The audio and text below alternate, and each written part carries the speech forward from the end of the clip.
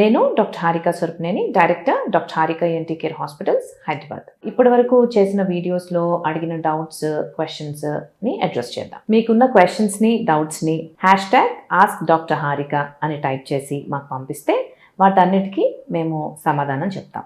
నాకు sinus problem ఉంది. 4 years back surgery కూడా అయ్యింది. మళ్ళీ సేమ్ ప్రాబ్లం రిపీట్ అవుతుంది.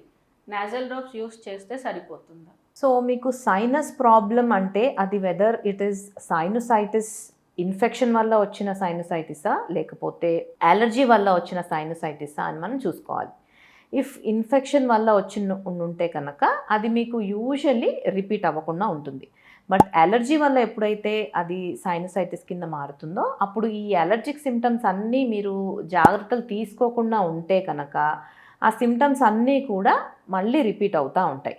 సో అలా అవి రిపీట్ అవ్వకుండా ఉండాలి అంటే మీరు మీకు ఏమన్నా అలర్జిక్ ఐటమ్స్ ఉంటే కనుక సపోజ్ ఫుడ్ కానివ్వండి, లేకపోతే పాలెన్ కానివ్వండి, డస్ట్ కానివ్వండి, ఇవేమన్నా ఎలర్జీస్ ఉంటే కనుక అవి ఎక్స్పోజర్ తగ్గించుకుంటూ అవసరమైన మందులు వాడుకుంటూ ఆ ఎలర్జీకి సంబంధించిన మందులు వాడుతూ ఉంటే కనుక ఈ సిమ్టమ్స్ అన్నీ తగ్గిపోతాయి.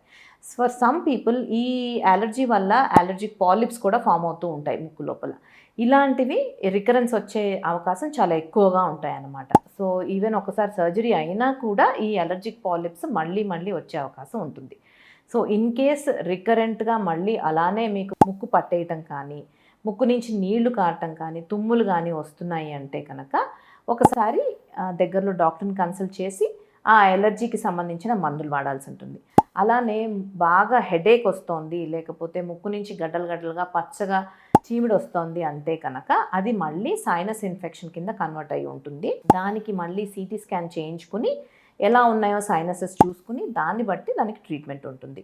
ఓన్లీ నేసల్ డ్రాప్స్ వాడటం వల్ల ఈ సిమ్టమ్స్ అన్నీ కంట్రోల్ అవ్వకపోవచ్చు.